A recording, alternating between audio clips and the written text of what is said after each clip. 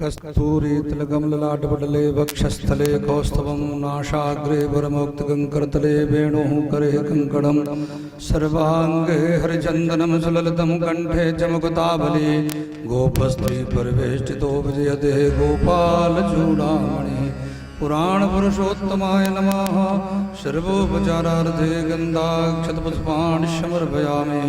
तुलसी हेमरूपां च रत्नरूपां च मञ्जरी भवमोक्षप्रदां तुभ्यं तुलसी देव्यै नमो नमः। व्यासाय विष्णुरूपाय व्यासरूपाय विष्णवे नमो वै ब्रह्मविधये वासिष्ठाय नमो नमः। गुरुर्ब्रह्मा गुरुर्विष्णुः गुरुर्देवो महेश्वर गुरु साक्षात् परब्रह्म तस्मै श्री गुरुवे नमः। ध्येयं सदा परिभवग्नमभीष्टदोहं तीर्थास्पदं शिवविरिञ्चिनुतं शरण्यं भृत्यार्तिहं प्रणतिपालभवाब्धिपोतं वन्दे महापुरुषते चरणारविन्दं। त्यक्त्वा सदुस्त्यज सुरेप्सितराजलक्ष्मी धर्मेष्ठिराजवचसां यदगादरण्यं मायामृगं दयितयेप्सितमन्वधावत् वन्दे महापुरुषते चरणारविन्दं। नमो ब्रह्मण्डदेवाय गौ ब्राह्मणहिताय च जगद्धिताय कृष्णाय गोविन्दाय नमो नमः। आदित्यावचवो रुद्रा विश्वदेवा मरुद्गणा तिलगन्धे प्रयच्छन्तु धर्मकामर्थसिद्धये। कृष्णाय वासुदेवाय हरये परमात्मने प्रणतक्लेशनाशाय गोविन्दाय नमो नमः। कृष्णाय वासुदेवाय देवकी नन्दनाय च नन्दगोपकुमाराय गोविन्दाय नमो नमः। ॐ ज्वालामालिन्यै नमः रत्नेश्वर्यै नमः। सर्वोपचारार्थे गन्धाक्षतपुष्पाणि समर्पयामि। हरिः ॐ चन्द्रमा मनसो जातचक्षुः सूर्यो वजायत श्रोत्राद्वायुश्च प्राणस्य मुखादग्निरजायत। श्री भागवत भगवान की है आरती पापियों को पाप से है तारती। भागवत भगवान की है आरती पापियों को पाप से है तारती।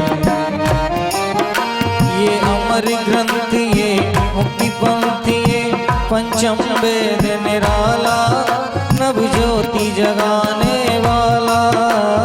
अमर ग्रंथ ये मुक्ति पंथ ये पंचम वेद निराला नव ज्योति जगाने वाला।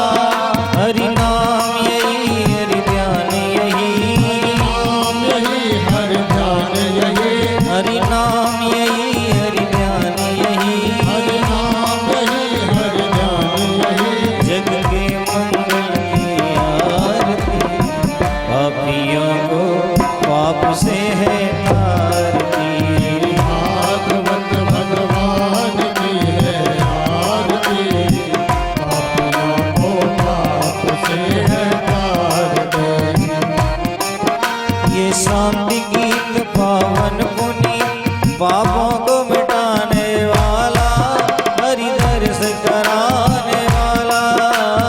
संत गीत पावन पुनीत पापों को मिटाने वाला हरि दर्श कराने वाला। ये सुख करनी है दुख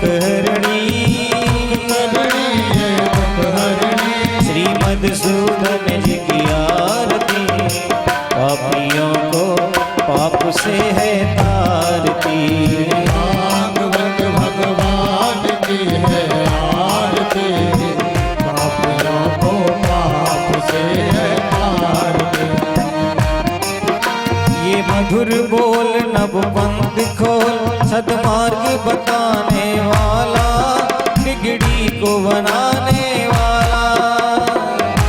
बोल जगवंत खोल, सद्मार्ग दिखाने वाला, बिगड़ी को बनाने वाला। हरि नाम यही हरि ध्यान यही, हर नाम यही हर ध्यान यही, जग के मंगल की आरती। पापियों को पाप से है तारती। भगवान की है आरती, पापियों को पाप से है तारती। राधा की शक्ति कान्हा की भक्ति, हरि प्रेम सिखाने वाली, कान्हा से मिलाने वाली। कान्हा से मिलाने वाले, हनुमान यही शंकर भी यही, हनुमान यही शंकर भी यही, दुर्गा भी यही राधा भी यही, दुर्गा भी यही राधा भी यही। ध्रुव नारद जी की आरती। पापियों को पाप से है तारती। श्री भागवत भगवान की है आरती, पापियों को पाप से है तारती। कर्पूर गौरम करुणावतारम, संसार सारम भुजगेन्द्रहारम, सदा वसन्तं हृदयारविन्दे भवं भवानी सहितं नमामि। त्वमेव माता पिता त्वमेव, त्वमेव बन्धु च सखा त्वमेव, त्वमेव विद्या द्रविणं त्वमेव, त्वमेव सर्वं मम देव देव, त्वमेव सर्वं मम देव, त्वमेव सर्वं मम देव देव। ओम महादेवो शान्तिरन्तरिक्षं शान्तिः पृथिवी शान्तिरापः शान्तिरोगतयः शान्तिः शान्तिर्विश्वे देवाः शान्तिर्ब्रह्म शान्तिः सर्वगुण शान्तिः शान्तिरेव शान्तिः क्षमा शान्तिरेति। जलेन शीतलीकरणं हस्ते पुष्पाण्ड्यादयाः मन्त्रपुष्पाञ्जलिः। हरिः ओम राजाधिराजाय प्रजय शाहिने नमो वयं वैश्रवणाय कुर्महे समे कामान् कामकामाय मह्यं कामेश्वरो वैश्रवणो ददातु। कुबेराय वैश्रवणाय महाराजाय नमः। ओम स्वस्य साम्राज्यं भोज्यं स्वराज्यं वैराज्यं पारमेट्यं राज्यं महाराज्यमाधिपत्यमयं समन्तपर्यायै स्यात् सार्वभौम सर्वाश्वान्ताधात्परार्धात्पतिभिः समुद्रपर्यन्ताय गराडिति तदभ्येष लोको विगीतो मरुतः प्रवेष्टारो मरुतज्यावशं ग्रहे आवेदिदशकामप्रेविषे देवाशवाशदयति। ॐ नानाशुगन्धि पुष्पाणि यथा कालोद्भवानि च पुष्पाञ्जलिर्मया दत्त गृहाण परमेश्वरः पुष्पाञ्जलिं समर्पयामि। बोले भागवत भगवान की, वेदव्यास भगवान की, सुखदेव भगवान की, हर हर महादेव। संत भगवान की सभी लोग विराज जाइए, बैठ जाइए। सभी बैठ जाएंगे।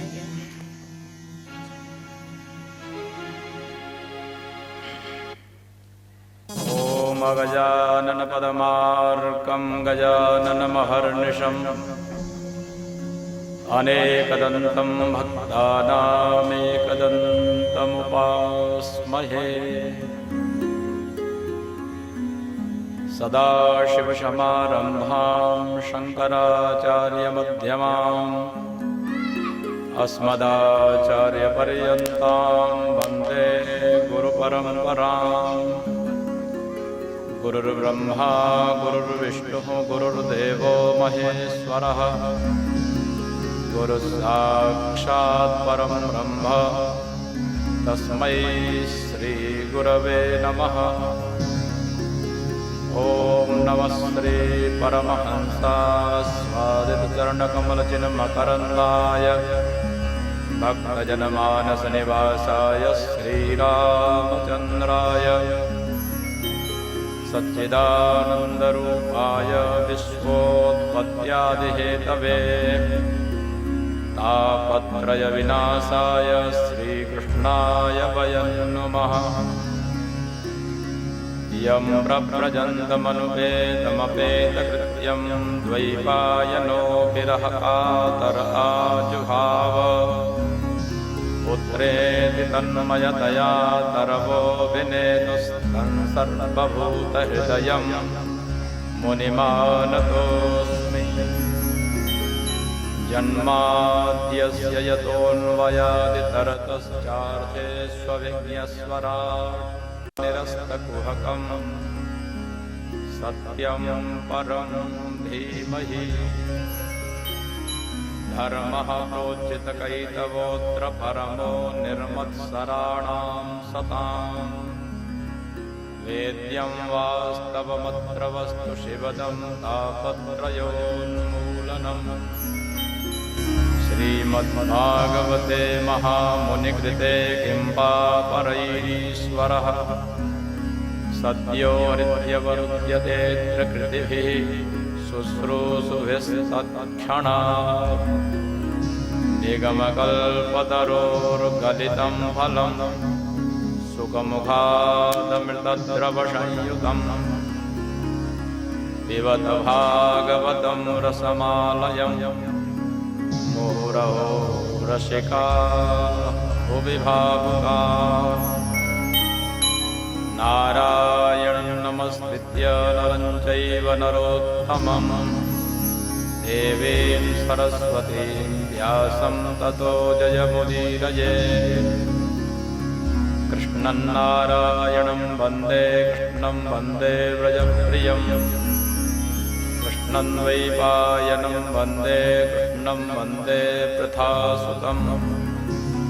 वसुदेवसुतं देवं कंसचाणूरमर्दनं देवकी परमानन्दं कृष्णं वन्दे जगद्गुरुम्। गोविन्द हरे गोपाल हरे गोविन्द हरे गोपाल हरे।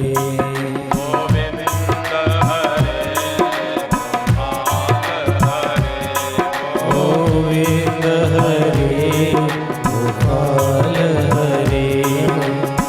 जय प्रभु दीन दयाल हरे। जय जय प्रभु दीन दयाल हरे। गोविन्द हरे गोपाल हरे। गोविन्द हरे गोपाल हरे। गोविन्द हरे गोपाल हरे। गोविन्द हरे गोपाल हरे। जय जय प्रभु दीन दयाल हरे। जय हो।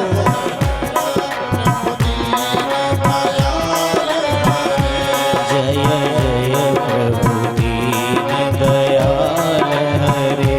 जय जय प्रभु दीन दयाल हरे। गोविन्द हरे गोपाल हरे।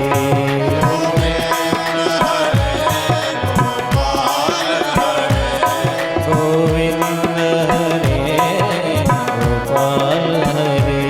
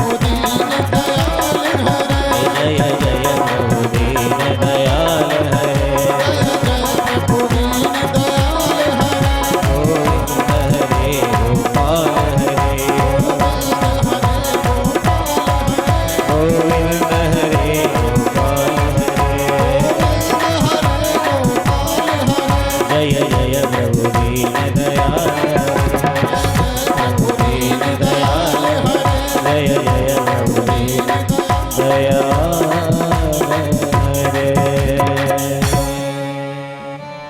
गोविंद भगवान की जय हो सच्चिदानंद भगवान की जय हो धर्म की जय हो अधर्म का विनाश हो प्राणियों में सद्भावना विश्व का कल्याण हो गौ माता की जय हो सद्गुरुदेव भगवान की जय हो वेद व्यास भगवान की जय हो श्री सुखदेव जी महाराज की जय हो यज्ञ पुरुष भगवान की जय हो श्री विष्णु महायज्ञ की जय हो श्रीमद्भागवत भगवान की जय हो नमः पार्वती पतये हर हर हर महादेव शंभो। मैं वही परब्रह्म परमात्मा सर्वत्र जो कुछ हमें दिखाई दे रहा है। कल चतुश्लोकी भागवत का वर्णन मैंने किया था।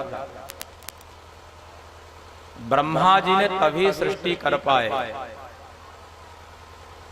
भगवान ने वहां तत्व कहा था, अहमेवा समेवाग्रे नान्यद यद सद सत परम।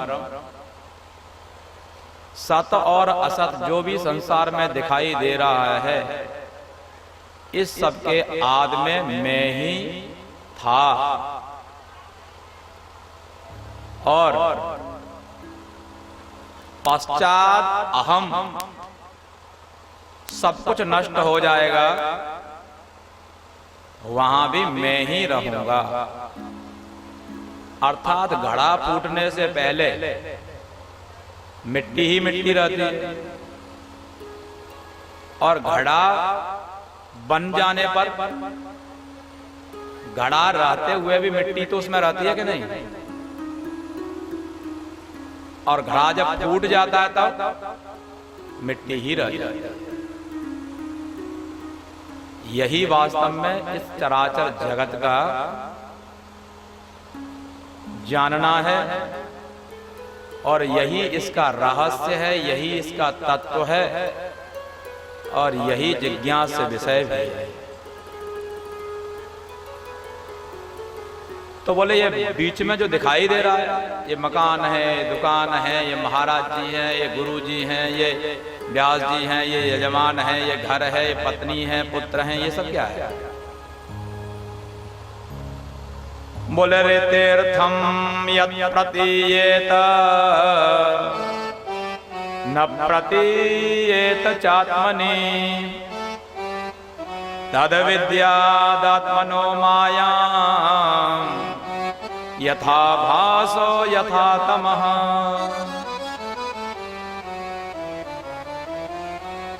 ये हमें जो भी कुछ दिखाई दे रहा है वास्तव में ये नहीं है। जैसे कोई घड़े को देख करके कहे कि इसमें मिट्टी नहीं है, तो वो उसका ज्ञान अधूरा है। वास्तव में उस घड़े में मिट्टी है तो पता नहीं लग रहा, ये पत्नी है, पुत्र है, बच्चे हैं, मकान है, दुकान है। इसमें तो ब्रह्म की माया, ब्रह्म की जो दृष्टि है वो तो हो नहीं सकती। बोले यही तो माया है। सामान्य जो मदारी खेल करता है, जादूगर खेल दिखाता है, ऐन्द्रजालिक।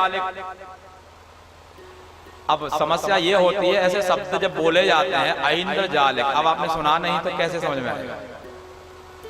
इसलिए उससे घबराओ मत। उससे पहले मैंने 2-3 शब्द और उसके पर्यायवाची बोल दिए। जादूगर हो गया, मदारी हो गया, ये उसी का एक पर्याय है ऐन्द्रजालिक। इंद्रजालम जानाति ऐन्द्रजालिकः। तो ये चीजें केवल आपके भीतर जाएं, वहां से आपके पाप तापों को दूर करें, इसी के लिए ये सारे प्रयोग होते हैं। तो इसलिए कभी कभी कुछ लोग ऐसा कहते हैं कि महाराज कुछ ऊपर से निकल जाता है, उसको निकलने दो। जब स्नान करते हो तो जब तक ऊपर से नहीं निकले तब तक स्नान नहीं होता ना, कुछ ऊपर भी निकले कुछ नीचे भी निकले। गंगा जी में हर हर गंगे जब स्नान करते हो तभी तो, अरे यहीं तक कर लो तो स्नान नहीं। ऊपर निकल रहा है निकलने दो, आपके लिए जितना सुनाई दे रहा है पर्याप्त है, कोई घबराने की बात नहीं। यही माया है, यथा भासो यथा तमः। जैसे हमें दिखाई देता है दिन होता है रात्रि होती है, वास्तव में ये हमारे लिए तो दिन रात्रि है, लेकिन इस तरह का ब्रह्मा के लिए कोई दिन रात्रि नहीं, उनका इकट्ठा दिन ही चल रहा है।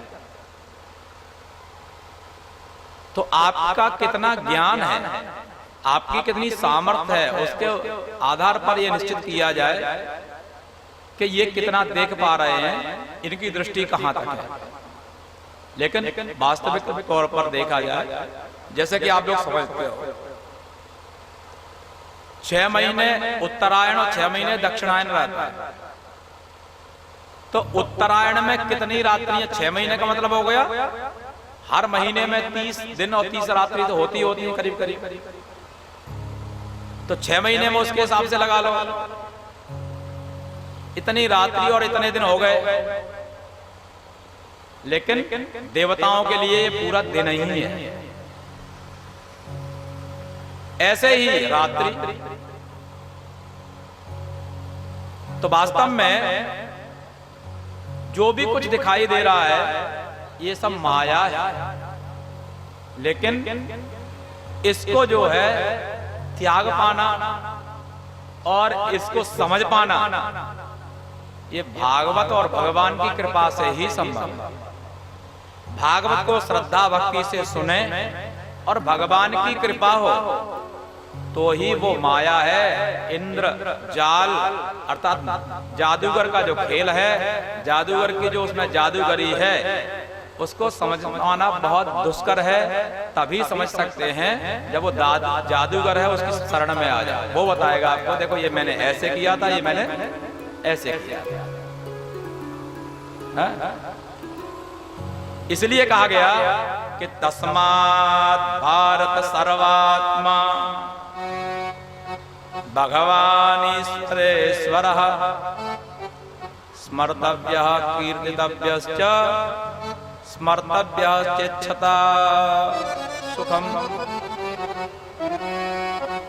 इसलिए हे परीक्षित जी, वही भगवान सर्वात्मना, उसी का श्रवण आपको करना है, उसी का ध्यान आपको करना है, उसी का कीर्तन करना है, उसी की लीला कथाओं का श्रवण करना। बस एतावदेव जिज्ञास्य, यही वास्तव में जिज्ञास्य है। और पूरे भागवत में इसी रहस्य को, इसी तत्व को, इसी सत्य को दर्शाया है। अब इस तत्व को, रहस्य को कैसे जाना?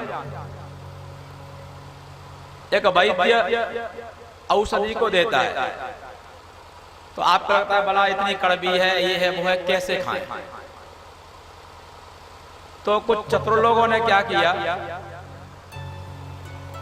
उसको घोंट पीस करके ठीक कर लिया, कुछ उसमें और पदार्थ मिलाए और उसको सफेद बना दिया, उसकी टेबलेट बना दी, उसके बाद में उसकी पैकेट बना दी और उसके बाद में डॉक्टर ने लिखा, प्रेस्क्रिप्शन कर दिया डॉक्टर ने, ये इसके लिए ये दवाई है और 500 रुपए आपसे फीस ले ली। तो दवाई वही है जो वैद्य ने पहले आपको दी थी, लेकिन उसमें आपकी श्रद्धा भक्ति नहीं थी।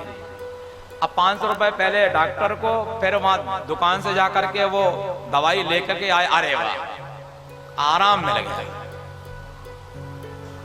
वास्तव में यही चीज उस टेबलेट में भी अन्य कुछ नहीं है, जो वैद्य ने दवाई दी थी वही है, लेकिन वहां पर आपका विश्वास नहीं था।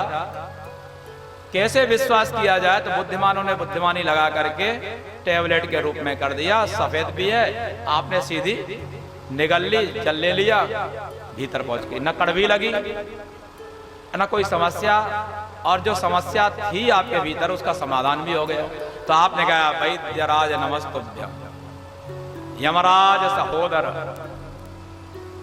यमस्तु हरते प्राणान वैद्य प्राणान धनाने च।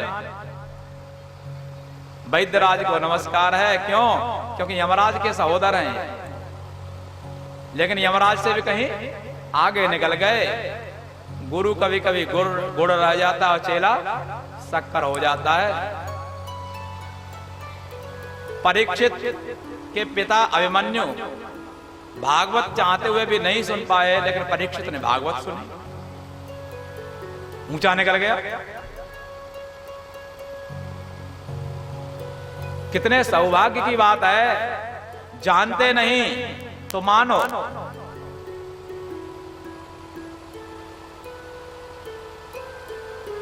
कोई भी धार्मिक कार्य होता है, हमारे यहां परंपरा है, कोई भी संत महात्मा आते हैं तो हम प्रणाम करते हैं, लेकिन बच्चे को प्रणाम पहले कराते हैं। हम स्वयं दक्षिणा न दे करके बच्चे से दक्षिणा दिलवाते हैं। बच्चों में संस्कार पैदा करते हैं। और यहां प्रारंभ में एक प्रश्न उठा, महाराज दो यजमान कैसे, दो परीक्षित कैसे?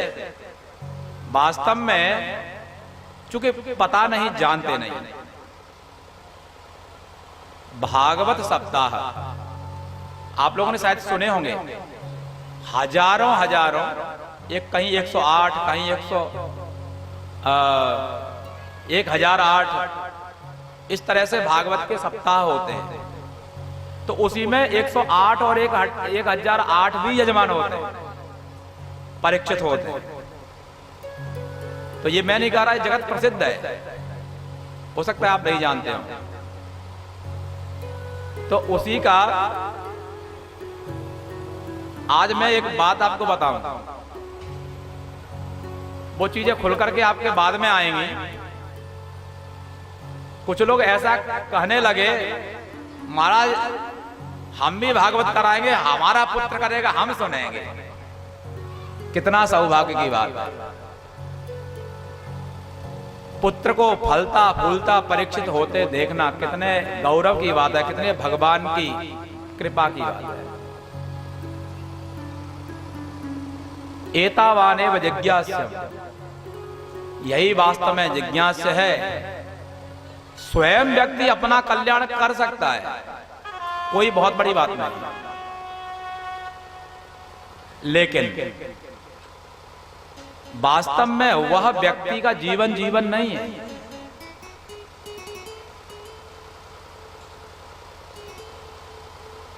जिस एकस चंद्र तमो हंते न तो तारा सतही रहते। एक ही चंद्र सारी रात्रि के अंधकार को दूर कर देता है, तारागण हजारों भी होते तो नहीं कर पाते। इसलिए बड़े सौभाग्य की बात है, भागवत कराना। एक व्यक्ति सुबह से शाम तक अपना जप करे, किसी से कोई मतलब नहीं, कमरे में बंद हो गए, समय से भोजन कर रहे हैं, पत्नी भोजन मना रही है, समय पर सारी व्यवस्था है, भगवान की दया से, पितरों की कृपा से ज्यादा है नहीं, खान पान की कोई कमी है नहीं, तो कल्याण में क्या दिक्कत है। लेकिन जो इस लायक नहीं है उनका भी कल्याण हो। एक भागवत से हजारों लोगों तक शब्द पहुंच रहे हैं। आप ऐसा मत समझो ये सारे शब्द उड़ रहे हैं। जो ग्रहण करने वाला है उस पर पूरा का पूरा ये छाप छोड़ रहे हैं। कितने लोगों का एक कथा से जीवन बदल जाता है, आप सोच नहीं सकते। इसलिए ये गद्दी जो आप समझते हो वो साधारण गद्दी नहीं है। इसलिए सबके द्वारा प्रणम्य।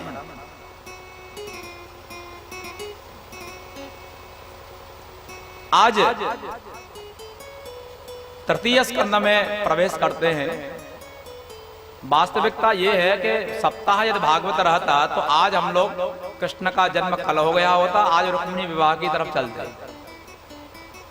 लेकिन हमें थोड़ा भगवान की कृपा से समय मिला है,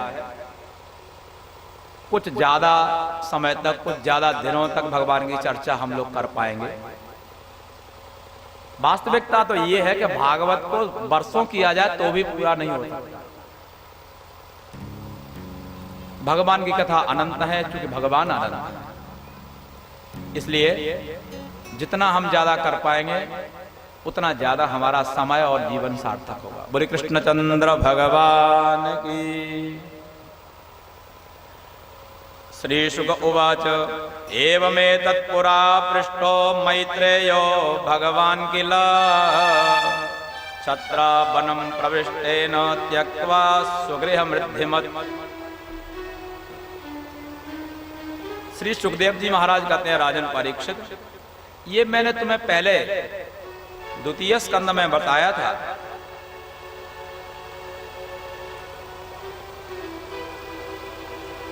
कि सब कुछ संसार में था, लेकिन फिर भी विदुर जी सब कुछ त्याग करके अपना घर, जो उनका समृद्धि उसमें कोई कमी नहीं थी, लेकिन फिर भी उसको वो त्याग करके जंगल में चले गए।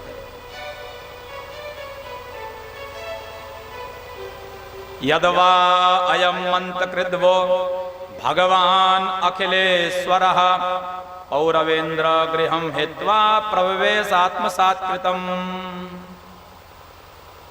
और उसके बाद में फिर वह एक बार हस्तिनापुर आए थे विदुर जी। तो राजा ने प्रश्न किया, कुत्र चतुर्भगवता मैत्रेण्यास संगमः कदा वा सह संवाद एतद वर्णय न प्रभो। तो जब जंगल में विदुर जी घूम रहे थे, उस समय उनके साथ मैत्रेय जी का संवाद हुआ। तो राजा ने प्रश्न किया, क्योंकि मैत्रेय सामान्य नहीं है, मैत्रेय मुनि भगवान के ही एक विशेष अंश हैं। उनके साथ में विदुर जी भी भगवान के अनन्य भक्त हैं। इन दोनों का जहां संगम हुआ, इन दोनों का जहां संवाद हुआ, इन दोनों का जहां मिलन हुआ, तो जरूर ही कोई न कोई ऐसी त्रिवेणी बही होगी जो जगत को पवित्र कर देने वाली होगी। तो कृपा करके मुझे उसको बताइए, इनकी आपस में क्या बात हुई थी। न ह्यल्पार्थोदयस्तस्य विदुरस्यामलात्मनः तस्मिन् वरीयसे प्रश्नः साधुवादोपवृंहितः। क्योंकि अमलात्मा जो विदुर जी हैं, उनका मिलन सामान्य किसी चीज के लिए नहीं, अल्पार्थ के नहीं हुआ होगा। तो इनके क्या और प्रश्न और उत्तर थे, कृपा करके हमें सुनाइए।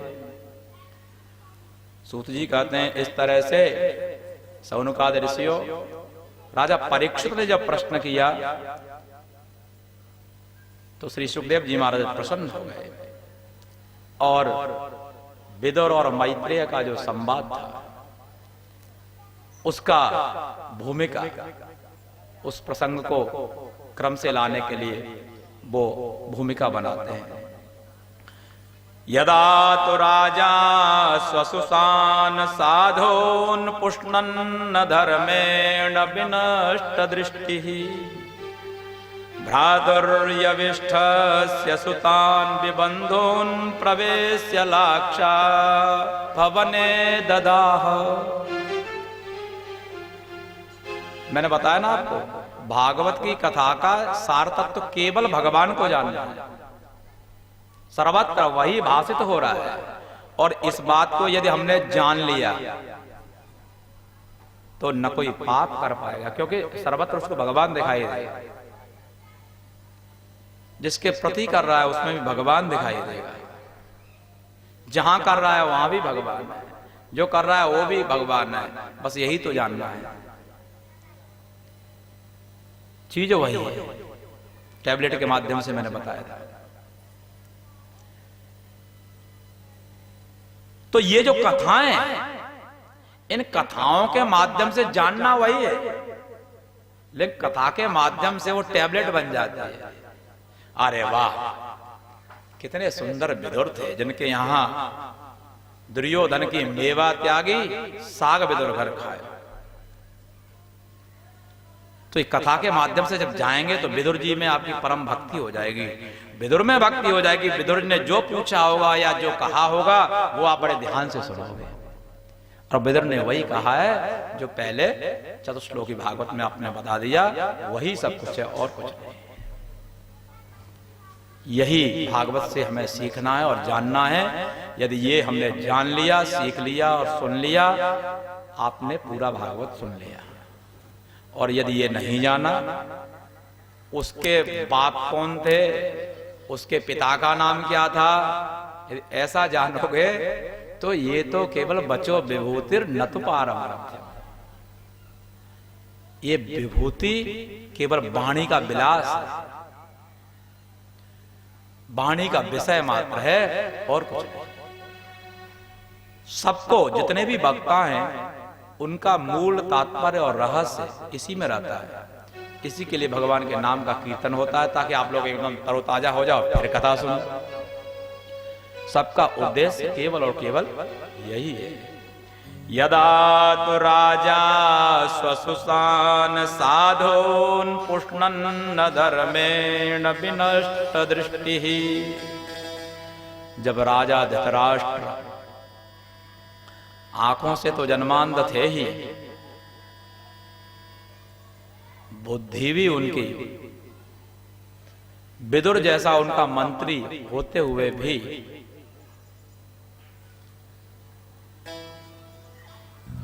उनको समझा नहीं पाए। क्योंकि आप कितना भी फूल माला चंदन वंदन करिए, लेकिन जिसके सिर पर 50 किलो का पहले से भार है, उस भार से भयभीत है, उस भार से परेशान है जो व्यक्ति, और उसको आप चंदन वंदन करो तो आपका चंदन उसको अच्छा लगेगा? आपका सम्मान उसको अच्छा लगेगा? उसको तो तब लगेगा, उसका कष्ट तब दूर होगा तब जो ऊपर जो भार रखे हुए है उस गठरी को पहले बाहर फेंकेगा। और उसको यदि रखे ही रहेगा, चंदन वंदन जो आप कर रहे हो, हालांकि आप सही कर रहे हो, लेकिन उसको वो चंदन वंदन आपका उसको सुख नहीं दे सकता, उसको शांति नहीं दे सकता। ऐसे ही जिसके पास में पाप ताप की गठरी है बहुत बड़ी, जन्म जन्मांतरों की सजोई हुई, एकदम स्वयं करके तैयार कर लिया है, और वो जब तक उसके पास में है तो भगवदीय कथा, भागवत की कथा उसको नहीं भाती है, उसको सुख नहीं दे सकती। वास्तव में ये परमहंस संहिता है, पारमहंसी संहिता है। जिसने दुनिया को त्याग दिया है, ऐसे परमहंस ही इसमें रमण करते हैं। परमहंस, हंस जैसे आपके इस तालाब में आएंगे, ऐसे ही जो वास्तव में परमहंस हैं वो इसमें रमण करते हैं। और ये तो काकतीर्थ है, काकतीर्थ में कौआ मिले, कौआ परमहंस में जो आपका मानस सरोवर है, जहां हंस विचरण करते हैं, वहां कौआ नहीं आ सकता। कौआ की वहां सामर्थ्य नहीं है। चारों तरफ वहां इतनी ठंड है कि थोड़ी ठंड पड़ती है तो कौआ मरना शुरू हो जाते हैं। इस बार भी आपने सुना होगा कि अलग से पक्षियों में शुरू हो गया बर्ड फ्लू। तो इसलिए वास्तव में आप लोग बहुत भाग्यशाली, इसमें कोई संदेह नहीं। लेकिन उस भाग्यशाली जो आप बने, भगवान ने वो मौका आपको दिया, आपके भाग्यों से और पुण्यों से नहीं, वो भगवान कभी कभी कृपा करके आपको ऐसा मौका दे देते हैं।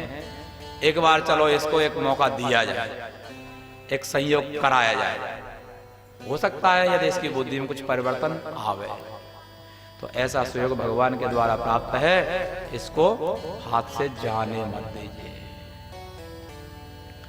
यदा तु राजा स्वसुतान् साधून् पुष्णन्न धर्मेण विनष्ट दृष्टि। तो ऐसा ही वह राजा धृतराष्ट्र जन्मांध तो थे ही, जन्म जन्मांतरों के पाप की भी गठरी उनके पास में थी। तो विदुर के द्वारा समझाने का क्या फर्क पड़ता है, इधर से गया और इधर। भागवत तो पूरा ही सुना है पर ये नहीं छूट रही, क्या करें। तो क्या भागवत सुना है, क्या गोकर्ण की कथा और धुंधकार की कथा सुनने से ही हो गया। दुर्गुणों को त्यागो, सद्गुणों को अपनाओ, ब्रह्म दृष्टि को बनाओ, तो भागवत सुने। तो यह धृतराष्ट्र अपने पुत्रों को अधर्मेण पुष्णन, अधर्म के बलबूते उनका पोषण कर रहा है। क्यों? अधर्म से क्यों कर रहा है? क्योंकि विनष्ट दृष्टि ही, उसकी जो दृष्टि है वो विनष्ट हो चुकी है। उसको कर्तव्य और अकर्तव्य का कोई भान नहीं है। क्योंकि राजा तो एक ऐसा कहा गया है कि भगवान का ही स्वरूप होता है। राजा सामान्य नहीं होता, अष्ट दिक्पालों का तेज राजा में होता है। इसलिए ये राजा को समान बुद्धि वाला, समान दृष्टि वाला होना चाहिए। लेकिन ये राजा ऐसा था कि अपने पुत्र को स्वसुतान असाधुन, अरे अपने पुत्र हैं तो पिता उनको पाले, अच्छी बात है, पिता का धर्म है उनको पालन करना।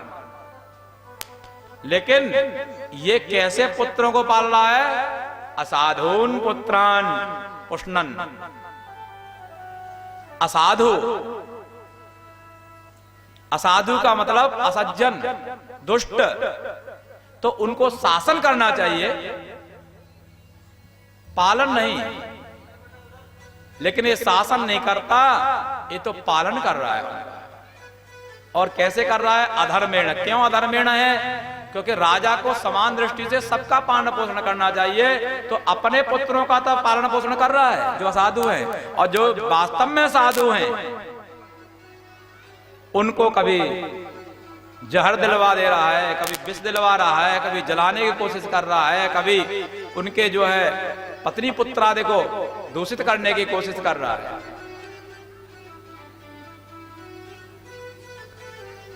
कैसा था कि अपने ही यविष्टस्य भ्रातुः सुतान, अपने ही छोटे भाई के पुत्रों को, जो विबंधुन, अपने ही बंधु हैं, विशिष्ट बंधु हैं, उनको ही लाक्षाग्रह बनवा करके और उसमें जलाने की जिसने कोशिश की।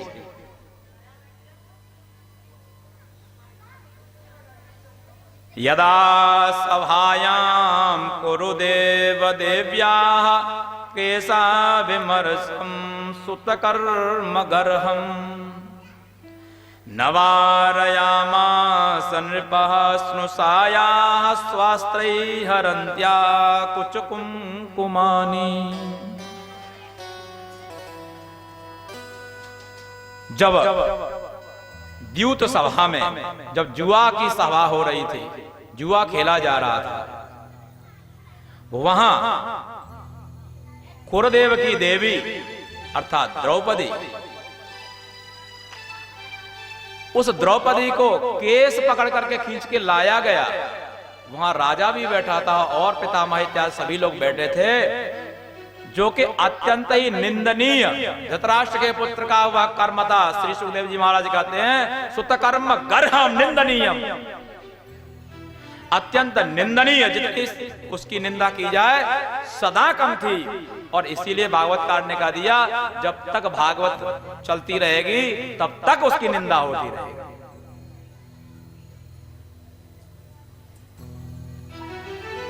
उसने इतना गर्हणीय, इतना निंदनीय कार्य किया, लेकिन फिर भी नृपः नवारयामास, राजा ने फिर भी उसका जो है वारण नहीं किया कि तैने ये गलती की, ये नहीं कहा कभी, क्योंकि वो उन्हीं की पत्नी नहीं थी, स्नुषाया अपने ही पुत्र की पत्नी थी।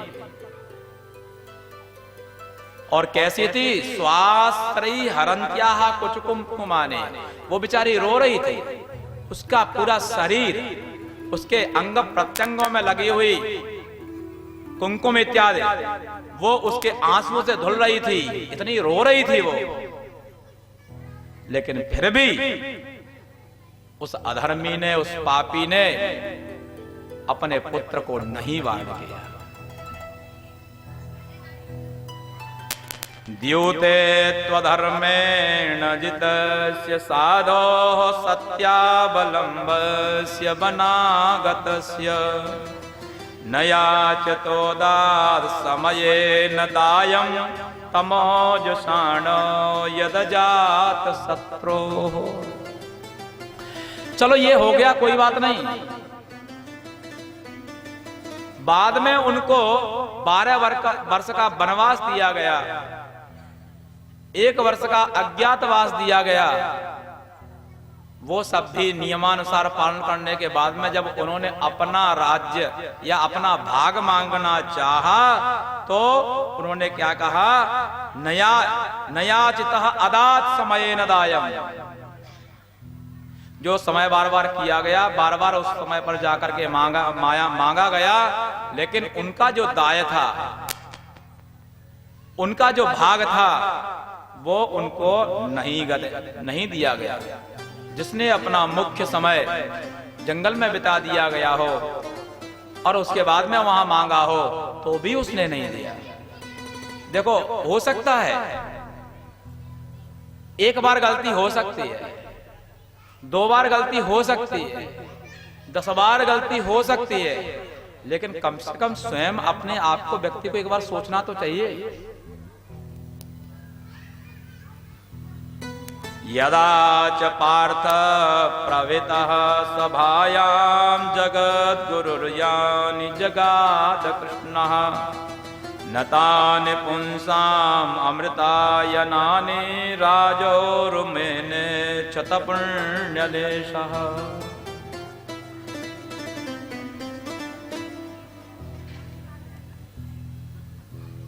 स्वयं उस राजसभा में जाकर के जगत गुरु कृष्ण स्वयं वहां जाकर के उनको शांति वार्ता लेकर के गए। राजा युधिष्ठिर इत्यादि के द्वारा प्रेरित होकर के, जो कि मनुष्य के लिए अमृतायनानि वचनानि आसन्, मनुष्यों के लिए वो वास्तव में अमृतमय उनके वचन थे, लेकिन वो भी इसने नहीं माने। उस समय भी यदि शांति वार्ता मान करके संधि कर लेता तो कोई बात नहीं थी।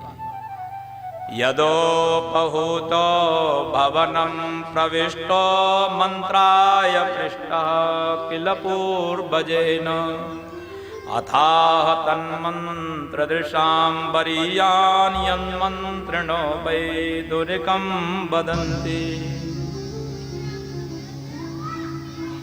विदुर जी ने स्वयं एकांत में जाकर के उस राजा को हर तरह से मंत्रणा दी, हर तरह से समझाने की कोशिश की, लेकिन फिर भी उसने उनको नहीं माना, जो कि विदुर नीति नाम से प्रसिद्ध है। वैदुरिकम वदन्ति।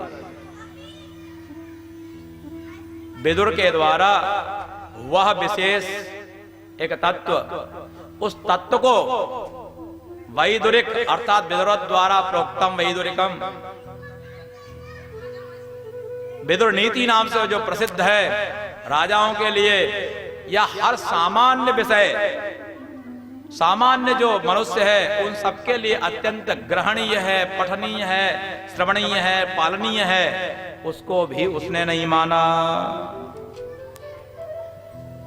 इत्युच्यवांस्तत्र सुयोधनेन प्रवृद्ध कोपस्फुरिताधरेण असत्कृतः सस्पृहणीयशीलः क्षत्ताः कर्णार्जुन सौबलेन।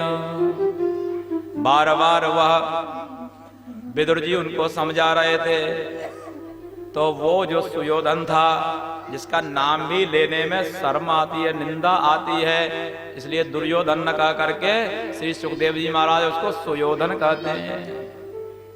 नाम था दुर्योधन, लेकिन वो ऐसे शब्दों को भी नहीं अपने वाणी से निकालते, उसको वो सुयोधन शब्द से संबोधित करते हैं। तो वह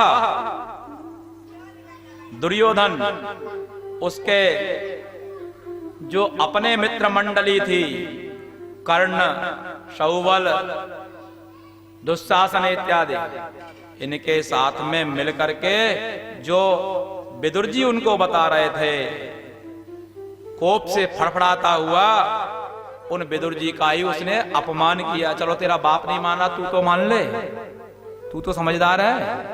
वयोवृद्ध है, उनके नहीं समझ में आ रही, नहीं सुनाई में आ रही, तो जो कि अत्यंत सत स्प्रेहणीय शीला,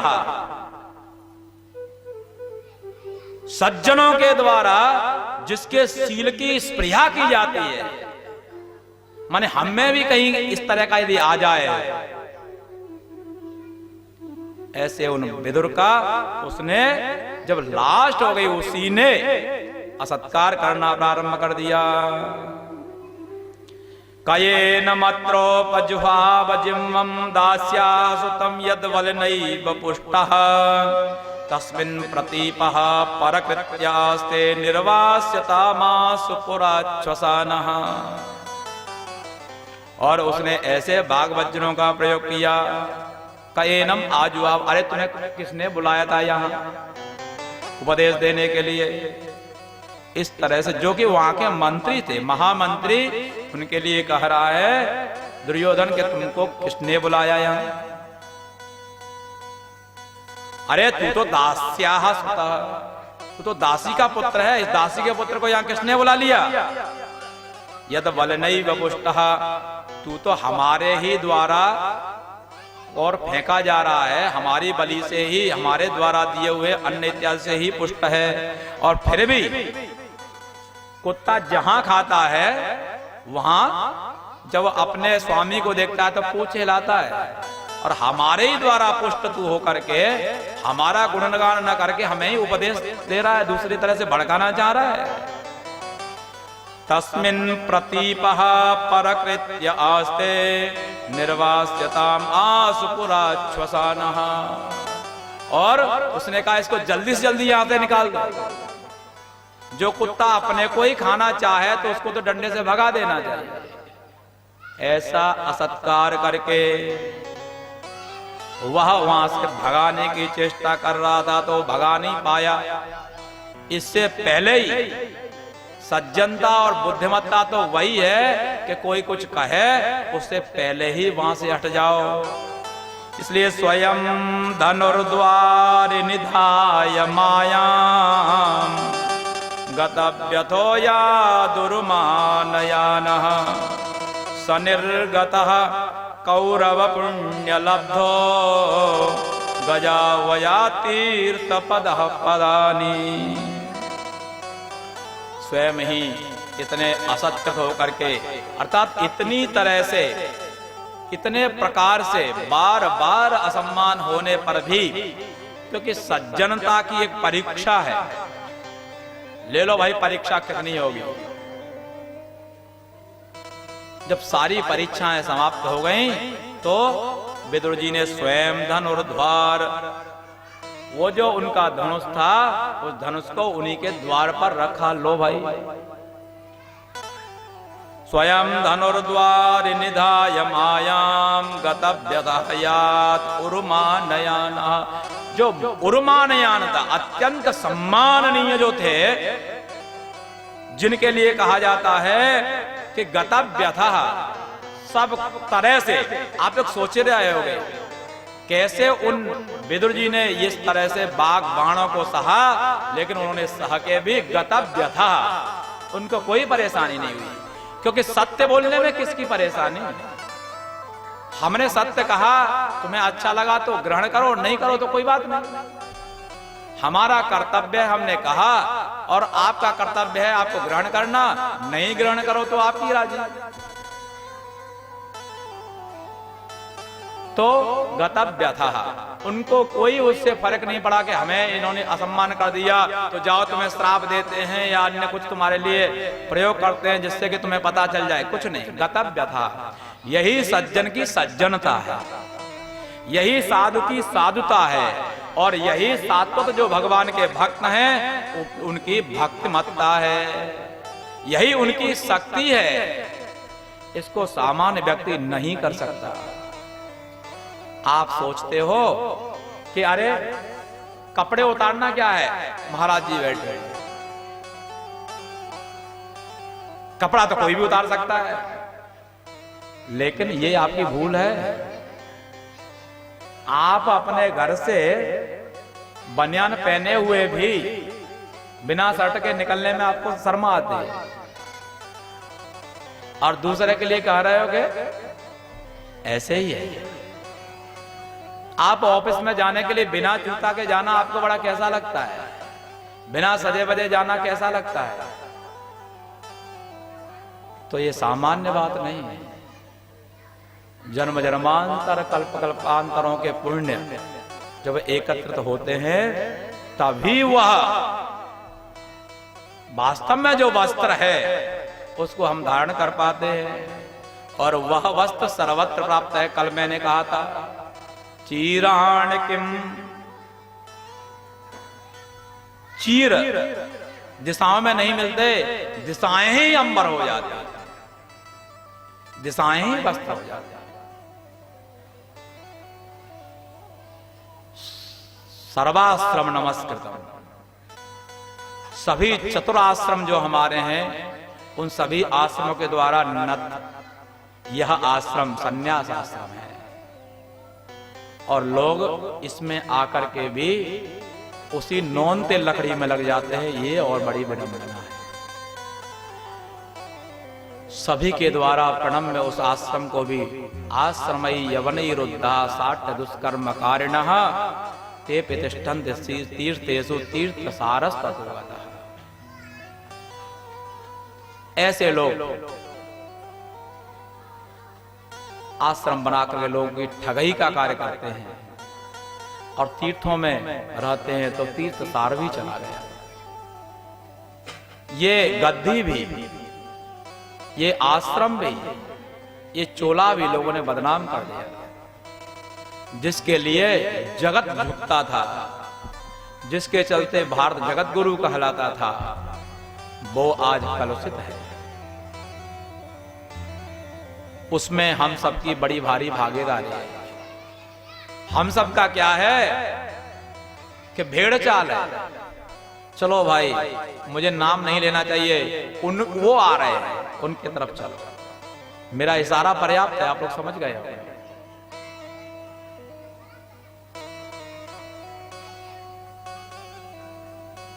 वास्तव में तो ये है,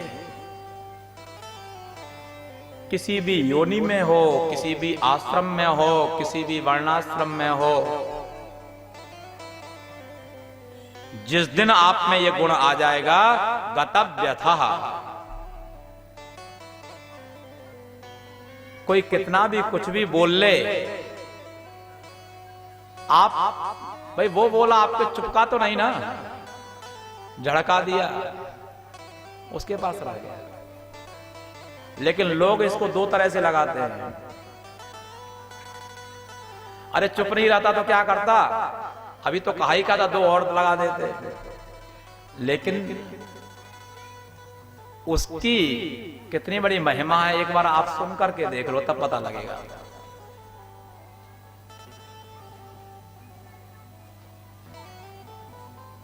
असम्मान होने पर वो वैसा का वैसा ही था, गतव्यथः। इसीलिए वह विदुर भगवान के परम भक्त हैं।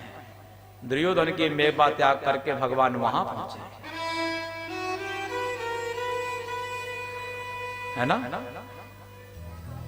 वंशः को विदुरस्य यादवपते उग्रस्य किं पौरुषम भक्त्या तुष्यते केवलम न च गुणैर्भक्ति प्रियो माधव। विदुर के पास कुछ नहीं था, लेकिन भगवान, क्योंकि भक्ति जहां होती है वहां भगवान जाते हैं, वहां पहुंचे। और वो विदुर ऐसे थे गतव्य था, जिनको पता था हमने सत्य कहा है और ये नहीं मान रहे, तो इसमें हमारी क्या गलती है।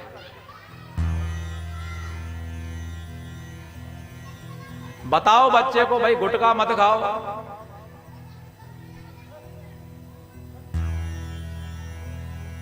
अब वो कह नहीं मुझे तो बिना गुटखा के तो नींद आती ही नहीं,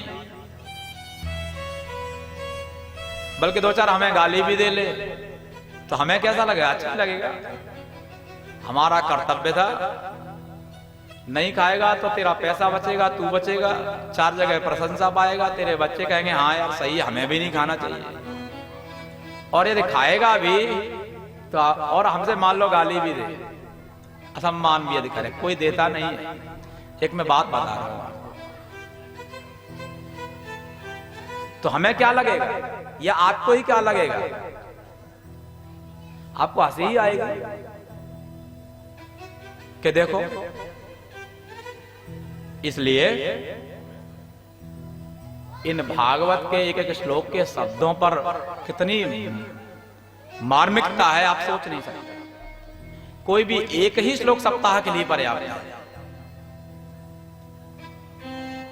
स्वयं धनुर्द्वार निधाय मायां गतव्यधो याद उर्मानयानः सनिर्गतः कौरव पुण्यलब्धः गजावया तीर्थपदः पदानि। कौरव पुण्यलब्धः,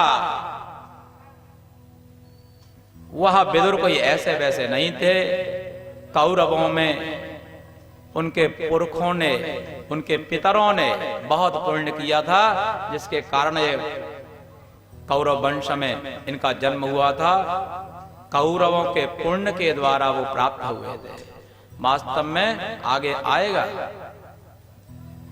विदुर कोई और नहीं, धर्मराज ही विदुर है। धर्मराज ही विदुर के रूप में आए थे।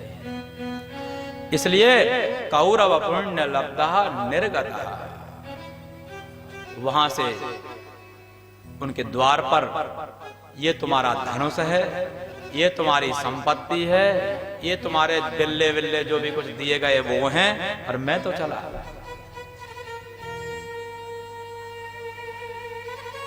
तीर्थ पदः पदानि, ऐसे भक्त तो जहां जाते हैं उनके पैर ही तीर्थ होते हैं। उन तीर्थ ही कुर्वन्ति तीर्थानि, उन तीर्थों को भी वो तीर्थ बनाते हैं। वो विदुर जी आज वहां से निकल गए। पुरे सुपुण्योपवनाद्रिकुंजे स्वपंकतो ये सुसरित्सरित्सु अनंतलिंगैः समलंकृतेषु चचार तीर्थायतनेष्वनन्यः। अलग अलग ग्रामों में, अलग अलग पुण्य तीर्थ क्षेत्रों में, बड़े बड़े पर्वतों पर, गुफाओं में, अपंकतोये, जहां स्वच्छंद जल था, ऐसे सुंदर जलाशयों में, सरित सरित्सु, एक नदी से दूसरी नदी के पास, अनंत लिंगैः समलंकृतेषु, जहां अनंत भगवान के लिंग अर्थात चिन्ह मूर्ति इत्यादि विशेष विशेष स्थान स्थित हैं, लीलाओं से ओतप्रोत हैं, वहां तीर्थान आयतनेषु अनन्यः चचार। इस तीर्थ से उस तीर्थ में, उस तीर्थ से उस तीर्थ में, वहां दर्शन किया, वहां दर्शन किया, वहां स्नान किया, वहां तर्पण किया, वहां भजन किया, वहां दर्शन किया, वहां सत्संग किया। इसके लिए वो गाम पर्यटन मेध्य विविक्त वृत्ति सदा प्लुतोधः शयनो बधूतः अलक्षितः स्वैरवधूत वेशो व्रतानि चेरे हरितोषणानि। इस तरह से वो इस गांव पर्यटन इस पृथ्वी पर विचरण करते हुए मेध्य अभिव्यक्त दृष्टि वृत्ति, मेध्य वृत्ति, अब वो भी कैसी? अभिव्यक्त वृत्ति। मेध्य माने पवित्रतम, यज्ञ का जो विशेष भाग अवशिष्ट होता है उसको मेध्य कहते हैं। और यहां मेध्य शब्द से भिक्षा वृत्ति उससे भी श्रेष्ठ होती है। आप तो समझते हो कि सुबह ही सुबह मांगने वाला आ गया और कोई काम नहीं है, वो इतना बड़ा काम कर रहा है जो आप जीवन में कभी कर नहीं सकते, नहीं तो कभी करके देखना। लेकिन जिसका अनुभव नहीं है उसमें दोष दृष्टि करना ये बिल्कुल अनुचित है। एक बार मांग के देखो और फिर वहां से जो आवाज आएगी जैसी आप करते हो, तब आपको पता लगेगा आपका जो क्रोध है चौथे आसमान पे पहुंच जाएगा। मेध्य अभिव्यक्त वृत्ति, अत्यंत पवित्रतम भिक्षा वृत्ति और एकांत सेवन। सदा प्लुतो अधः शयनो वधूतः, सदा स्नान करके अधः शयन करना, पृथ्वी पर शयन करना। आप उस देव नमस्कृत आश्रम का तिरस्कार कर रहे हो जो सदा पृथ्वी ही उसका शयन कक्ष है और बाजू ही उसका तकिया है। उसके लिए ऐसे शब्दों का प्रयोग तो कम से कम मत करो। आपके शयन कक्ष में कहीं एक मच्छर भी यदि आ गया तो दूसरे दिन भर गाली देते रहे उस मच्छर को, उसको तो मार ही दिया उसी समय। अरे सारे दिन नहीं, सारी रात नहीं सोने दिया। और जो सदा इन्हीं के साथ में रह रहा है उसको आप गाली दे रहे हो, उसका आप तिरस्कार कर रहे हो।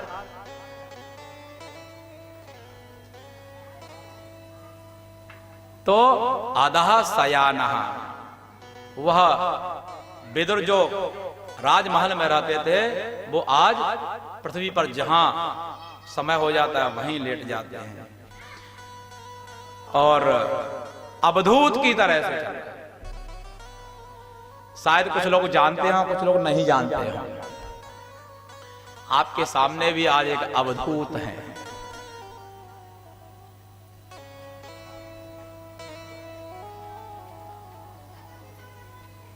जिन्होंने बहुत समय तक अवधूत अवस्था अर्थात दिगंबर निर्वस्त्र जीवन यापन किया। वास्तव में ऐसे ही लोगों की ये संगीता है और ऐसे ही जो भक्त हैं ऐसे ही श्रोताओं को इसको सुनाना भी चाहिए। आज हमारे सभी के पुण्यों से हमें दर्शन देने के लिए पधारे हैं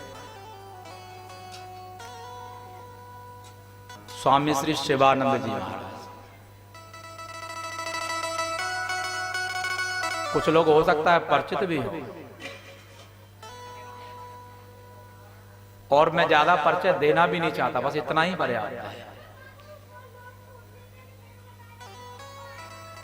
साधु का शरीर ही परिचय है।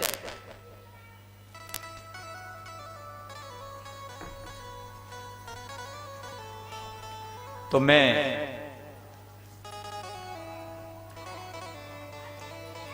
हालांकि पहले भी पूजा हुई, इस विषय को मैं पहले भी चाहता था, लेकिन मैंने कहा सब लोग आ जाएं,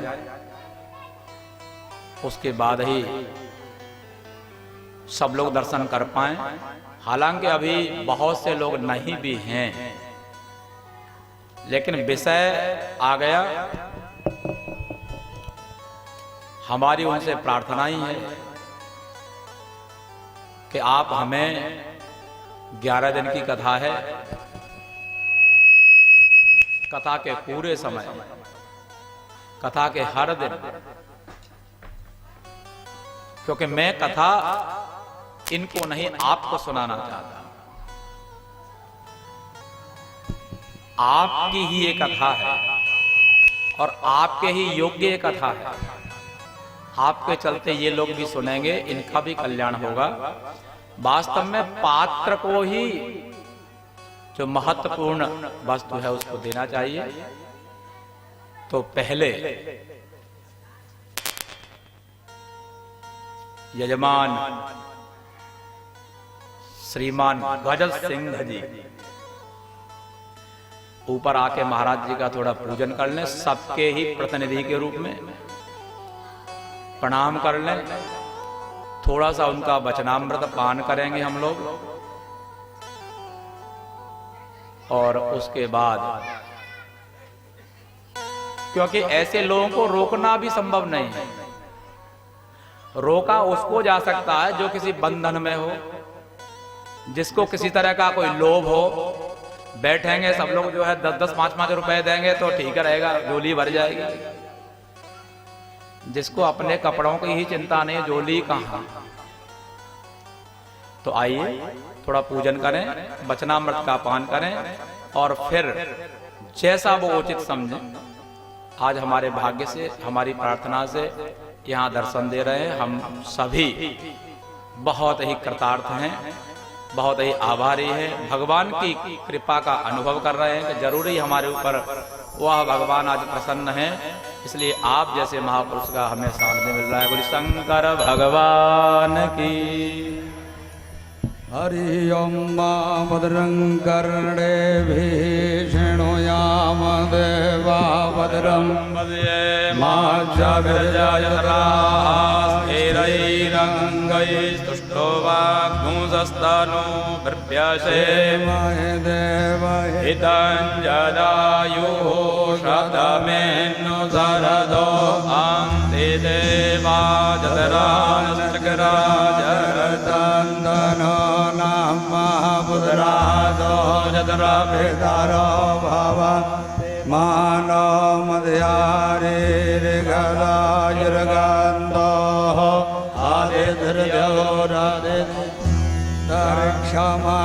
आदिर्क्षमादिर्माता सपिता सपुत्रा बिल्वे देवा आदिति पंचजना आदिर्जातमदिर्जानित्वा माद्यौ शान्तिरन्तर्जगो शान्ति पृथिवी शान्तिरापः शान्तिरोखदयः शान्ति वनस्पतयः शान्तिर्विश्वे देवाः शान्तिर्ब्रह्म शान्ति सर्वगो शान्ति शान्तिरेव शान्तिः सामा शान्तिरेधि